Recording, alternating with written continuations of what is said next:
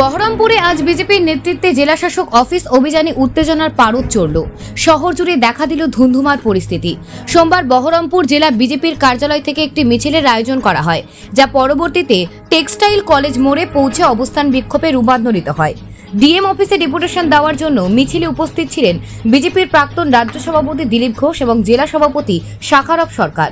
মিছিলকে কেন্দ্র করে শহরে নিরাপত্তা জোরদার করতে প্রচুর পুলিশ মোতায়েন করা হয়। তবে পুলিশ মিছিলটিকে আটকে দিলে উত্তেজনা ছড়িয়ে পড়ে এবং পরিস্থিতি ধুন্ধুমার রূপ নেয়। পুলিশের সঙ্গে বিজেপির কর্মীদের ধাক্কাধাক্কি ও বিক্ষোভের ঘটনায় বহরমপুরে পরিবেশ উত্তপ্ত হয়ে ওঠে। রাজনৈতিক মহলে এই ঘটনাকে কেন্দ্র করে ব্যাপক চাঞ্চল্য সৃষ্টি হয়েছে। Bureau report, news prime Times.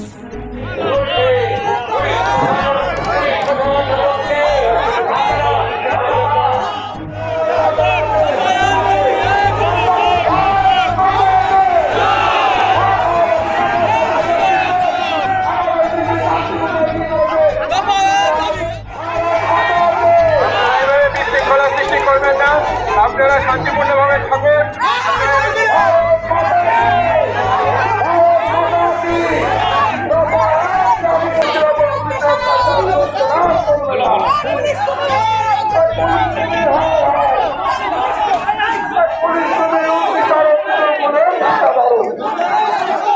জুড়ে জেলায় জেলায় শান্তিপূর্ণভাবে ডিএম অফিস ঘেরাওয়ের কর্মসূচি ছিল।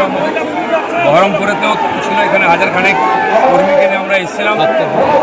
আমাদের মিছিল হলো, বক্তব্য রাখা হয়েছে এবং আমরা ডিএম অফিসের দিকে এগোচ্ছিলাম। 3খানা ব্যারিকেড ছিল, 2টো ব্যারিকেড আমাদের কর্মীরা ভেঙে দিয়েছে।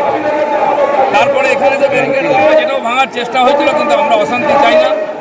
আমরা এখানে এসে আমাদের কর্মসূচিকে শেষ ঘোষণা করলাম।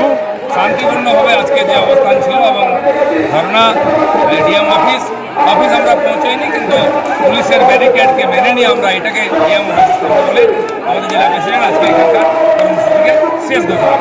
আমরা লড়াই করতে আসিনি, মারপিট করতে আসিনি, কাউকে আহত করতে আসিনি।